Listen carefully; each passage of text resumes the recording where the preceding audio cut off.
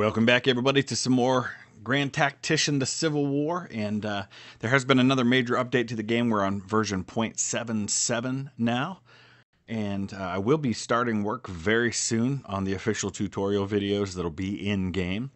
Not a lot more information, but thank you to everyone who offered your congratulations and your support for that. And once again, thank you to the developers of Grand Tactician for trusting me with that task. I'm glad to do it. Anything I can do to help the game be successful, I am more than happy to do.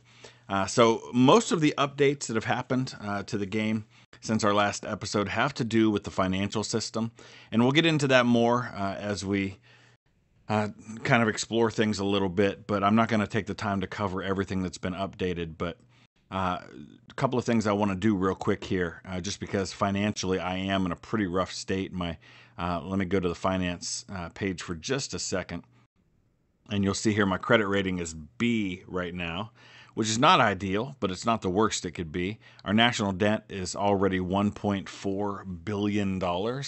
Now, historically, I don't know what the Confederate debt was, but I know the Union historically by the end of the war was $2.6 billion in debt. So we're significantly ahead of that. But what I'm hoping very soon to have happen is to get British intervention. We're working on a couple more things that are going to push us in that direction. Policy-wise, we are currently researching the, where is it? Here it is right here, King Cotton 3, which is going to help us with British intervention. We're also going to go ahead and research Diplomacy 3, which will help with British intervention. However, I do need to do something to help with the financial predicament that I find myself in. So what I'm going to do is I'm going to go ahead and print notes. Of course, that's going to devalue my currency, but we'll receive a large sum of funds each year.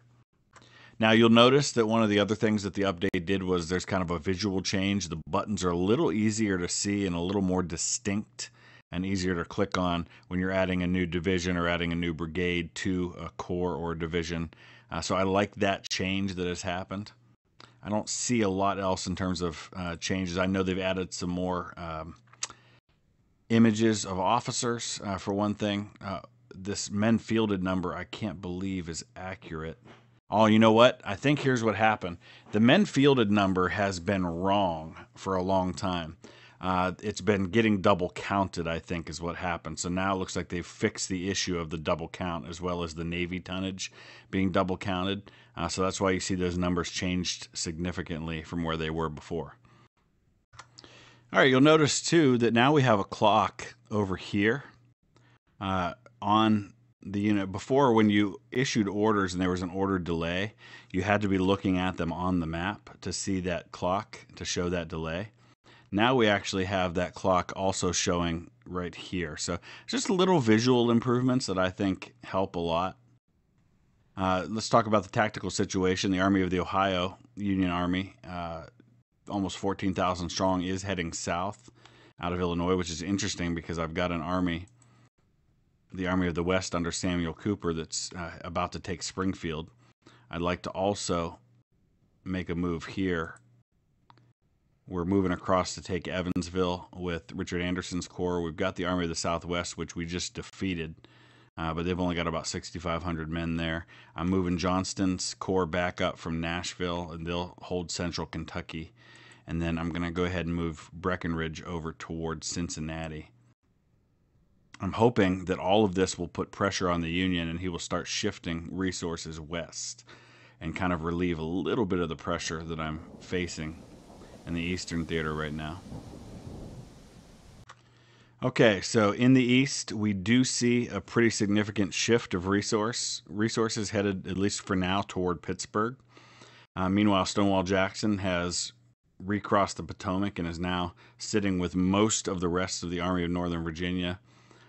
In fact, it looks like all of the Army of Northern Virginia is now sitting in Alexandria. So now we get to put the Union in an interesting position because does he shift west to help with my invasion there, or does he come down to help with me crossing and trying to take Washington?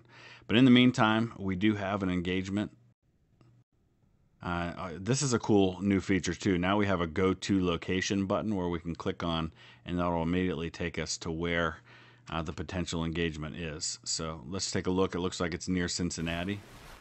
We've got our 3rd Corps, 11,000 strong, running into the Army of Mississippi. It looks like it's actually going to happen in Covington, Kentucky, which is right about where the Cincinnati airport is in northern Kentucky, just across the river. Looks like a pretty even match, so this should be interesting. Well, this fight could not be more even. I have 63 more men than he does, slightly more infantry but less cavalry, and definitely 3 times as much artillery. You can see that he's carrying with him 7,000 wounded men, so the number we need to watch is the number of effectives, which is exactly even for now. We're on the Perryville battlefield. Where are we coming in? We're coming in up on the northeast corner, so let's go ahead and get set up, and then we'll just need to decide where we want to engage him. My thought is, as always, to try and hit the crossings if I can pull him in, but we fought here before. I don't know. I don't know if that's what I want to do. I'll just start moving. We'll see what happens. Well, my plan was I was going to build a defensive position right here, but just as I'm doing that, I'm spotting him coming over here across Hope's Creek. So we're going to switch that around, and we're going to actually build our defensive position right in here. Let's get Wright's division back in this direction.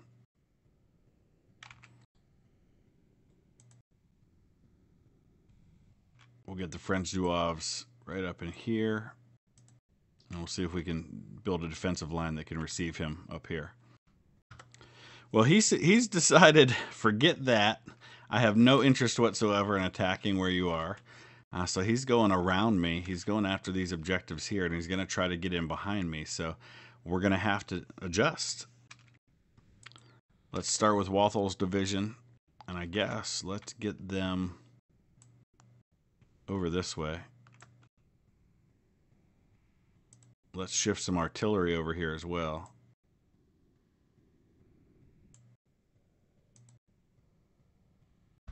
Well, as always, the artillery got there first. They've already started opening up on the enemy, who appears to be organizing his lines and getting ready for an attack. Got 2 units of cavalry here.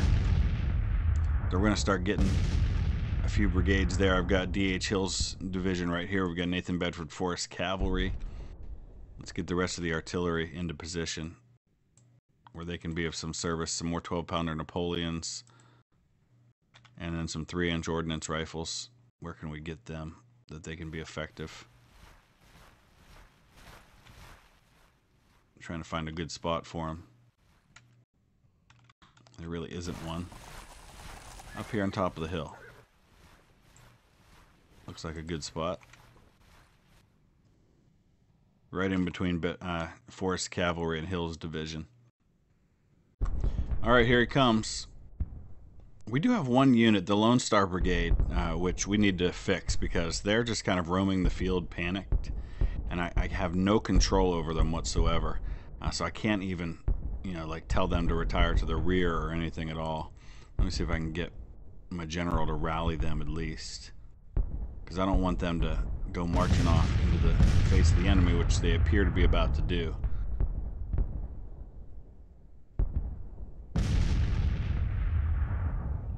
That's frustrating.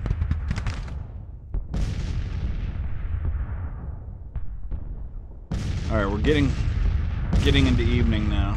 Mostly it's an artillery battle right now. Hyman's batteries, 12-pounder Napoleons, they're firing. We got our couple of 3-inch ordnance rifles up here. There's only 5 of them, but they're firing.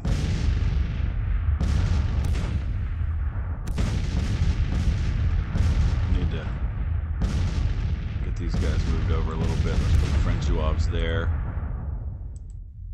and we'll keep Bowen's brigade right there.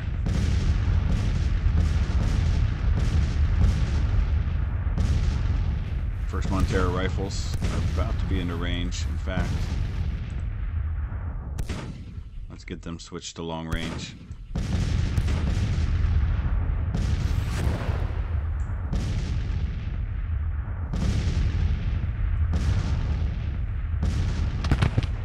Probably should have put the French Zouaves over here with their Enfields rather than the mixed muskets Bowen's brigade, who can't reach there. Rock City Guard right here. Wheat's Tigers.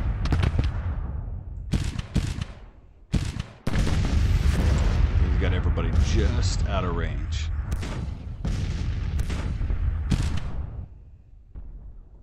So, not really any change in the numbers so far.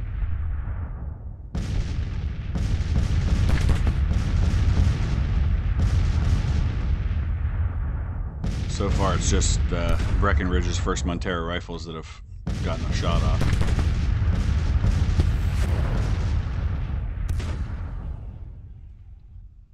I don't know what he's waiting on. But I'm not complaining. I'll sit tight.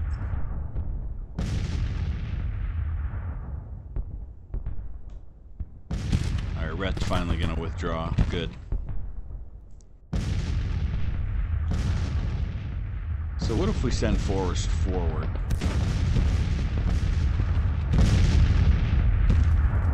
Engage the enemy a little bit.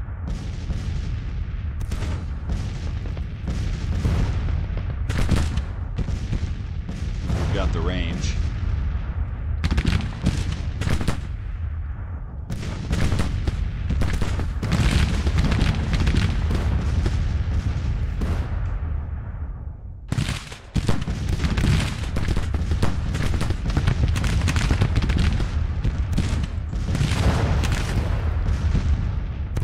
Really interesting that he's choosing not to attack.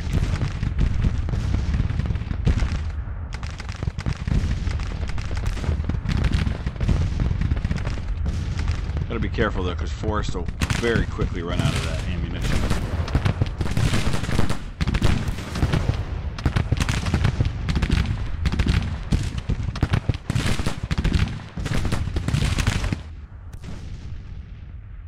Alright, we're losing.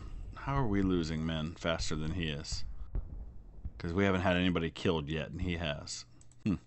Oh, that's because my one unit withdrew. That's the only reason I've lost men. Forrest is losing some.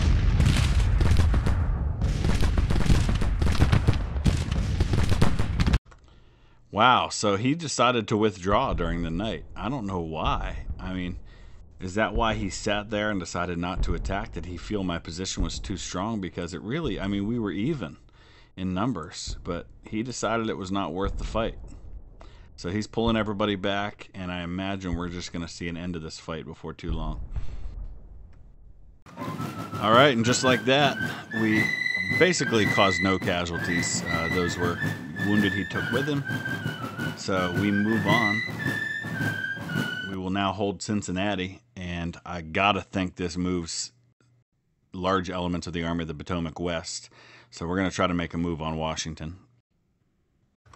All right, so we're gonna reinforce the Lone Star Brigade. We'll get them now up to 1,600 men plus 1,000 that could potentially return. We're gonna eliminate Wright's division and throw the Lone Star Brigade into Walthal's division. So that now gives me 2 divisions of infantry in Breckenridge's corps. Just kind of make sure that we don't have any units that are super small like that. So let's take a look at the situation now. Having won that battle, that should drive him from Covington, Kentucky, and should allow me to secure Cincinnati. Let's go ahead and make sure he's moving over this way. We're still waiting on those policies to take effect that should drive us even further toward British intervention. And then I think taking Washington combined with those policies should push us really, really close. So let's go ahead and slide over here and see, because you can see all of these units shifting over toward Pittsburgh, and I would guess even further west from there. There's really not much defending Washington at this point except for his forts, and I don't know how many men he's got in those forts. So Fort Washington has 77 men. Historically, Washington was pretty much the most fortified city on the planet by 1863, 1864. But let's go ahead and move. We're going to start with Longstreet's Corps. We're going to move them across and see if we can't take the city.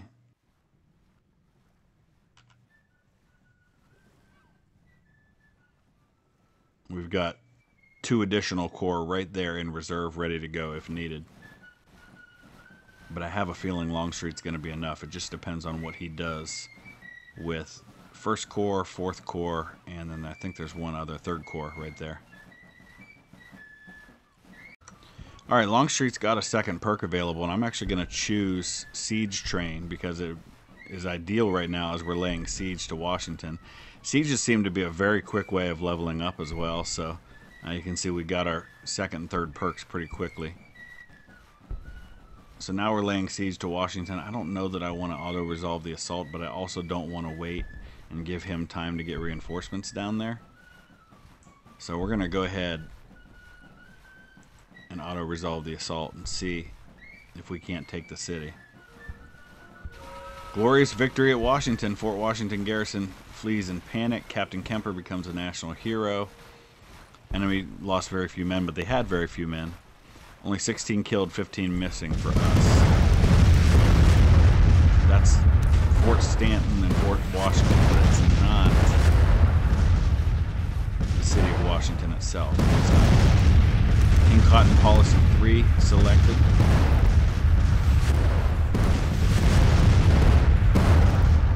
See if that pushes us a little further toward British intervention.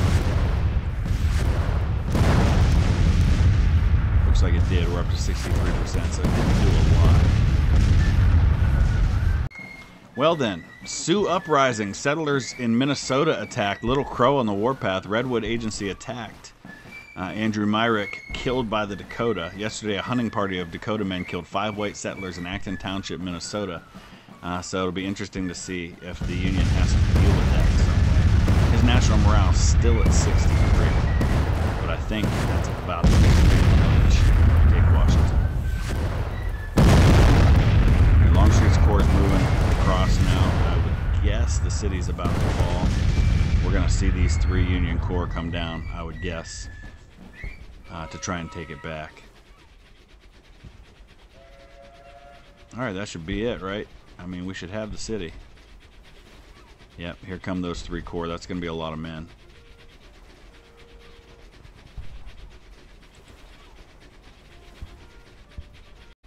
Alright, we're going to quickly assault the Fort Stevens garrison before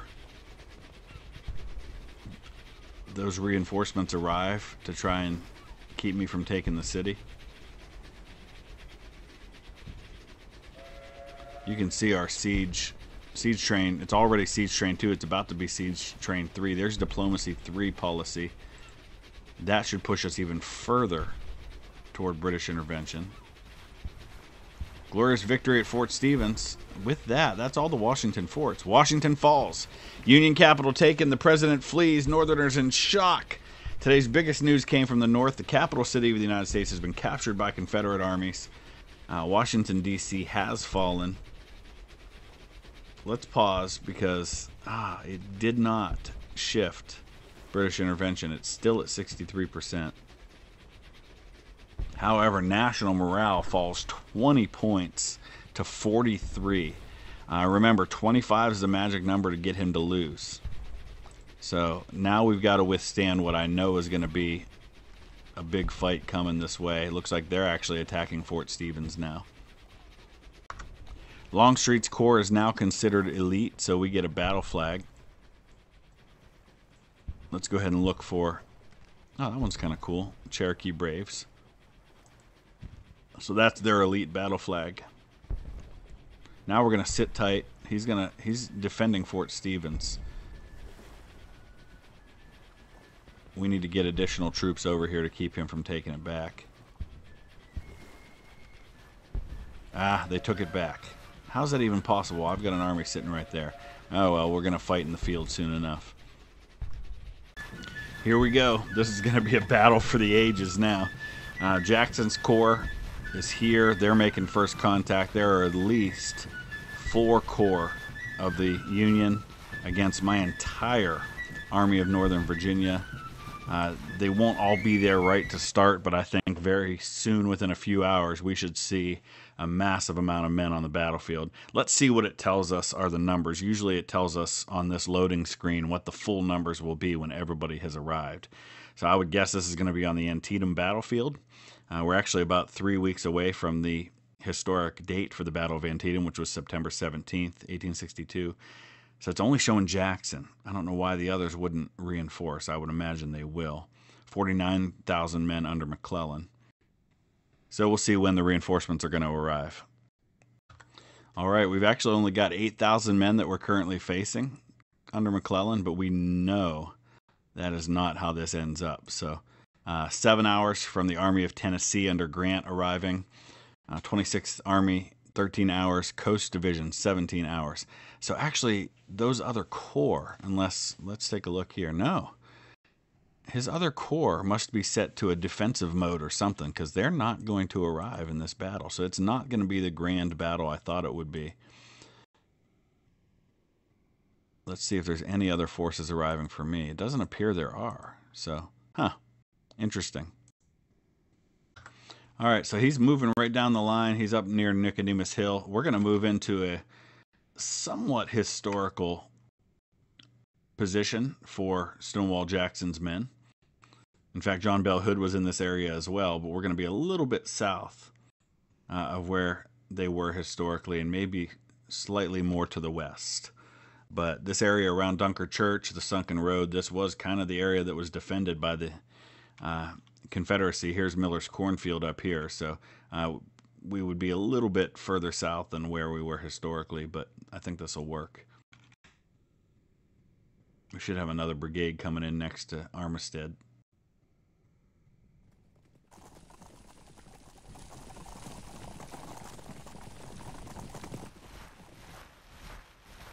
I'd like to move some artillery a little further over here this way to help defend the Sunken Road.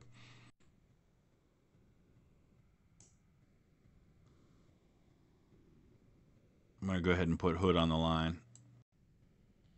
I've got Wilson in reserve over here. Actually, let's shift. Where can we put Pelham's battery? Over this way.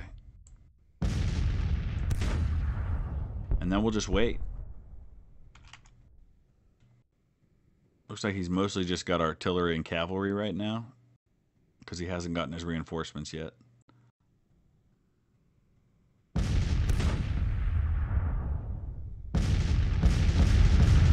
Our guns are firing.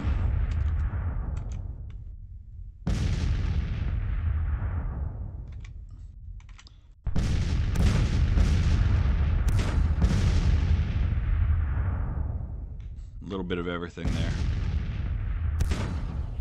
I don't think he's going to attack until his reinforcements arrive. But I've been wrong before. In fact, it does look like he's getting awfully close. He's firing with his own artillery. We've got some men laying down. So let's slow things down. Whoa. He is coming in for an attack on Double's Buckeyes right here. Armistead's brigade next to them.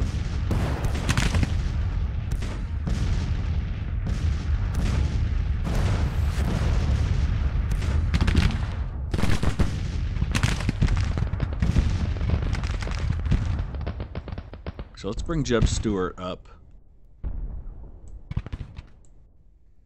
Right there.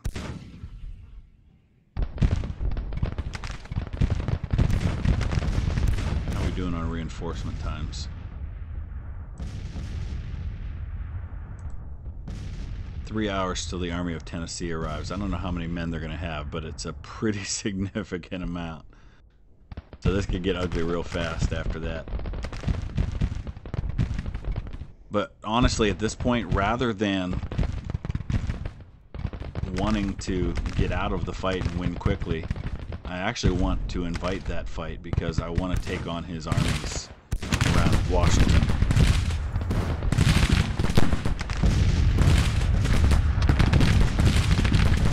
Let's dismount Stewart's cavalry. Move them up, right up to this fence.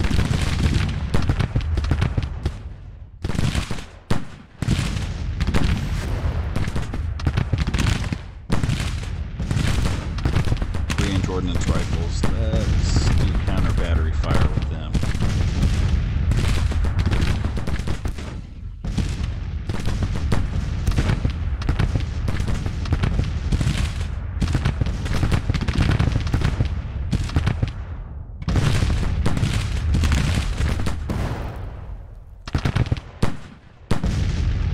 There we go. No, Stewart. Up.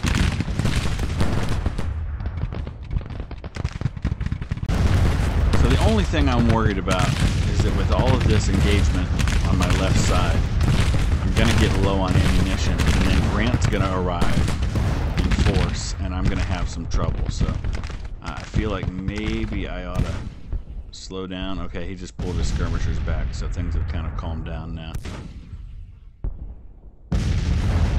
Get these guys to lay down while they're under artillery fire. I don't know if we're okay for now,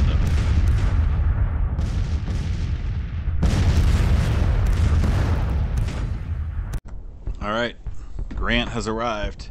Let's see what those numbers look like now. 25,000 infantry, so it's not as bad as I thought it would be. You can see here's the casualties we've inflicted so far. It's actually pretty even on both sides. Let's see what the numbers look like now. Now he's got 31,000 men to my 21,000. Yeah, that's tolerable. It's just going to depend on how aggressive he chooses to be. And hopefully we're going to hit nightfall before he attacks, because I need to get my left flank resupplied. They're down by about half on ammunition. The artillery duel continues, but that's really all this has been thus far. You can see Dunker Church is now on fire. I'm a little concerned about the amount of men I've been losing. I really should have had all my people laying down. Charles Winder's Carolean Guard has a perk to add. Yeah, I'm not sure here. Let's go Iron Discipline. I don't know if anybody else has a perk now or not. Looks like Hood's about to get one.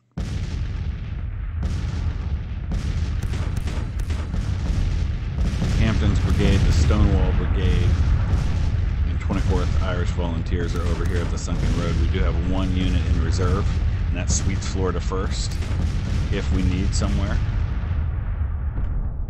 But I have no other reserve. I have a lot of artillery on the left, which should help. So this is definitely not happening today. What's the casualties look like? So I've lost about half as many killed as he has. Alright, and with nightfall, Andrews arrives, Tilson arrives, Burnside arrives. We may be facing more than we really want to deal with. 48,000. Okay. You know what? Bring it on. Bring it on, Union. I don't know why I'm not getting reinforcements from my other corps, because I was really hoping to bring on a huge engagement here. But let's see what happens. You know what? Maybe we should be putting in some parapets. That might improve things a little bit. Alright, I guess I had already hit play, so I couldn't do that. But we've got engineering points, or maybe it's just that we can't do parapets here. Oh, now we can. For some reason before they weren't showing up, but now they are. So let's go ahead.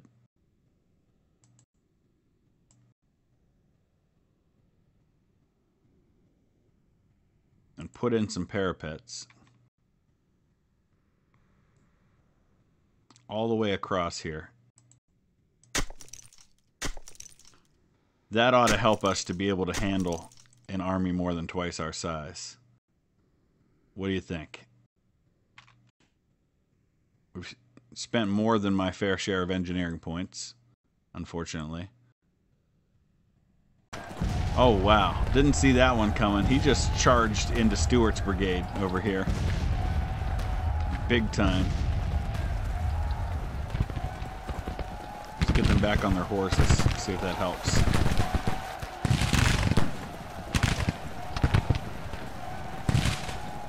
Man, that was unexpected and unwelcome.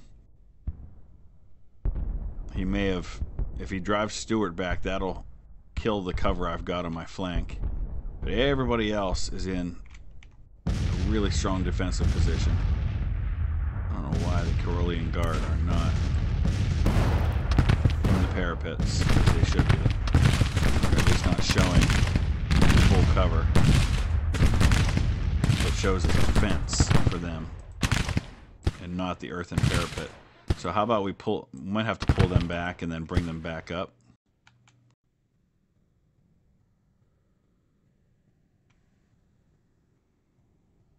Alright, I think Stewart drove those guys off. Let's get Armstead back behind his fortification. Alright,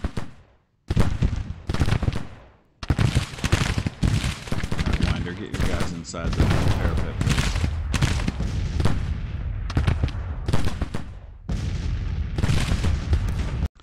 Well then, he's pulling back. Boy, I hope he's not retreating. Because I was kind of hoping to see what would happen, but maybe because he saw me behind those parapets, he decided, no thanks, not going to attack today. But if that's the case, that would be the second battle in a row where an enemy with stronger position, I mean, he's got 50,000 men, decides to withdraw. Who did we just lose wounded? Jeb Stewart. Oh, boy. Maybe it's just that unit that's withdrawing and maybe not the full force. I guess we'll see. Alright, looks like he is coming. He's actually moved up some cavalry. He's moved his artillery up really close. Which is kind of an interesting choice, I think. Wade Hampton pulled out of the fortifications for some reason. We're going to try to get him to move back in, but he's got the feud setting going on there, so I don't know. And it doesn't look like John Bell Hood is in the fortifications at the moment. We're going to need iron discipline for all these guys with what we're facing. Come on, Hood, get in. I don't know why he's not in. That's weird.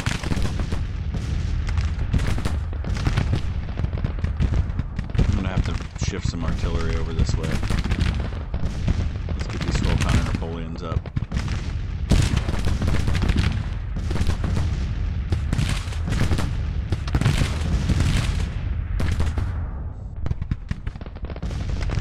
So he did withdraw some of his men. I think he's going to let Grant do this. He's still got 42,000. I want to see the combat report. So here's the actual casualties inflicted. So you can see we've inflicted 1,600. We've taken 1,100. That's not going to be good enough. We're going to have to do better than that.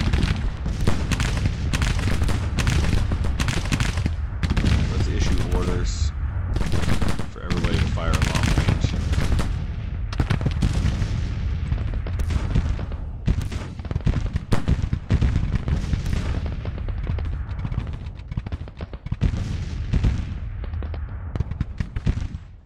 He withdrew some more. Whittlesey and Wallace, those are Western names. I wonder if those were in Grant's forces.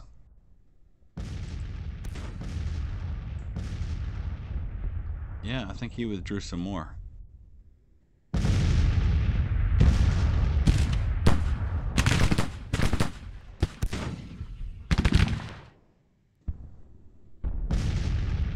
why did Hampton send out skirmishers? You're in a parapet. Keep your men together. My goodness.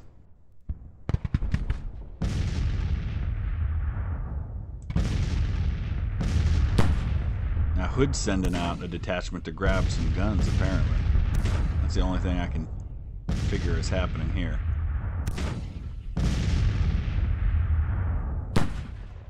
And he's got his men laying down, it looks like.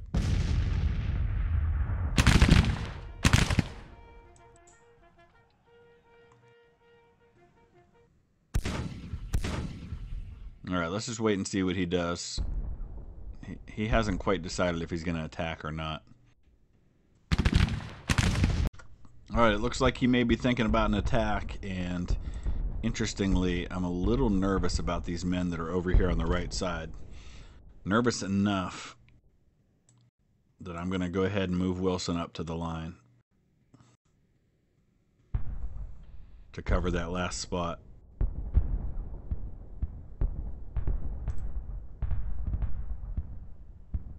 Just in case he tries to get around my flank.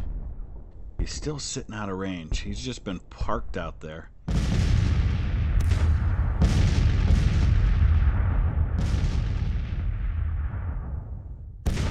Why will we not get in the parapet, boys?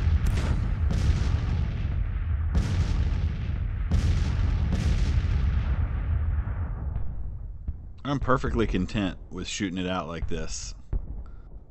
Enemy 2nd U.S. Battalion has fallen back. It's not very entertaining, but it certainly works for me, although the casualties don't seem to be as one-sided as I would like. Oh, this was just infantry, that's why. So my cavalry's inflicted significantly more. This is total victories there. So 3681 to 2100, and we've also captured 4 guns.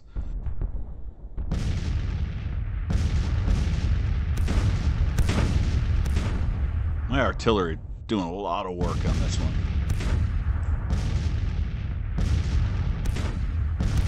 Hood whipped. Well, that's because you won't stay inside the parapet that I asked you to stay inside. What if I just pull you back behind this fence at least?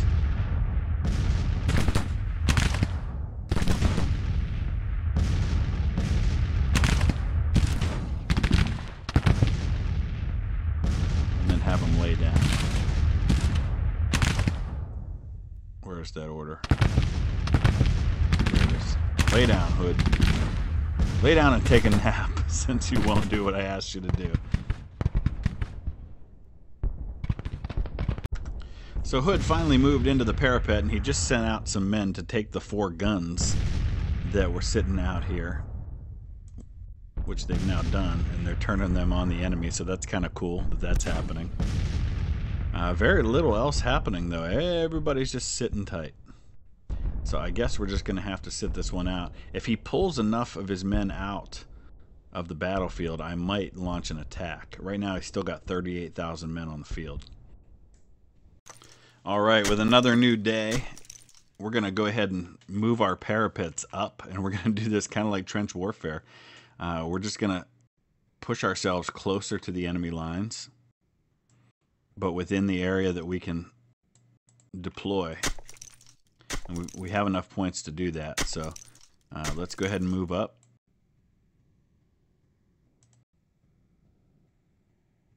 Get ourselves in range, and we'll see what that causes him to decide to do.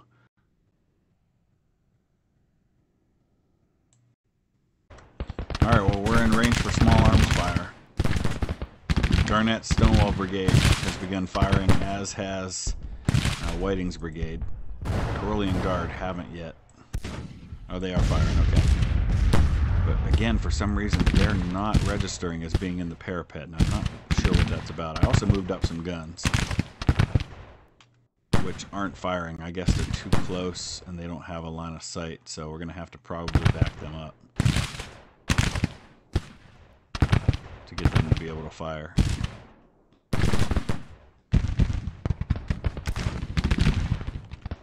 Not quite close enough for these guys to be able to do anything. Since I don't see any more of his men, I think what we're going to do is we're going to go ahead and bring these 2 up, get on his flank, see if we can drive them off. I want to try and bring resolution to this somehow. Doubles Buckeyes and Armistead's Brigade.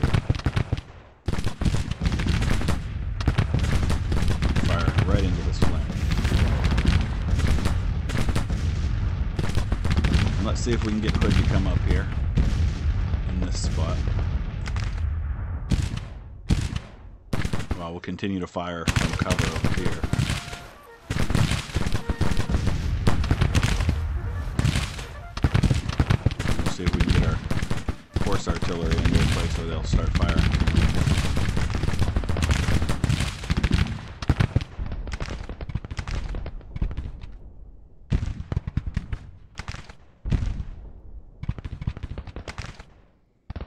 shift Armistead over just a hair, but I think steel's going to break. Where's Hood going? Hood, I wanted you over here, dude.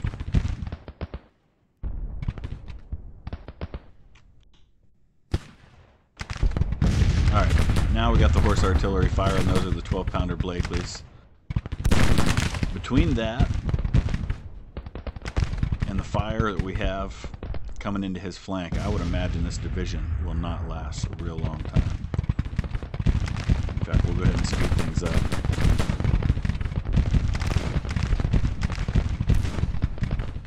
Can't quite get Hood into range. He's got these Springfield muskets. We got to get him better weapons, because those have such a short range.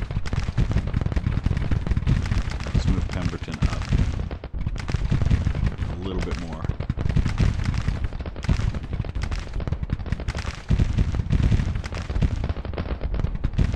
Just taking some time for him to get the orders from Jackson.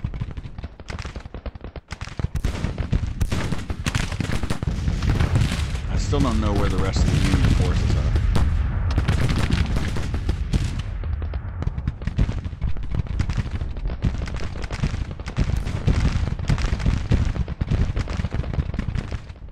How are things looking now, numbers-wise? Combat report? Yeah, better than 2-to-1 casualties. So we'll sit tight here for a while. Yeah, Hood's the wrong guy to take this command on, because he can't get in range unless he gets really close. There we go.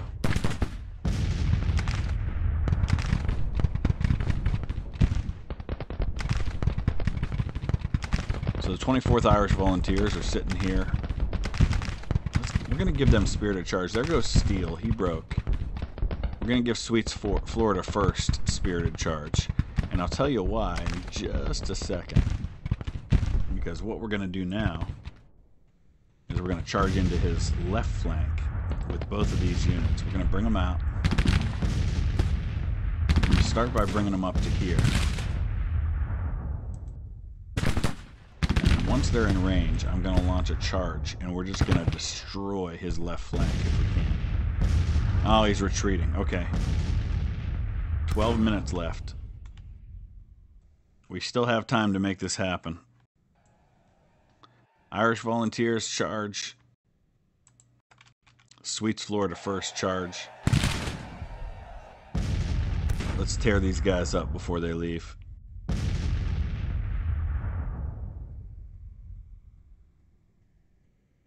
Cause as many casualties as we can. Of course, we're taking quite a few as well.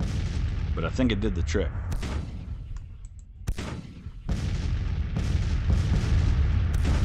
Alright, we're going to wrap it up at the end of this battle for this episode. I know that was probably a little shorter than most episodes, but a lot happened despite that. He didn't lose 27,000 men. That's, again, a little misleading as far as what happened. But it is a major Confederate victory outside of Washington, which is going to drive off some of his men. But he's got a lot of corps there. But some of mine weren't involved either. So let me know your thoughts. Use the comment section below. We'll see you again in a couple of days with another episode. Thanks for watching.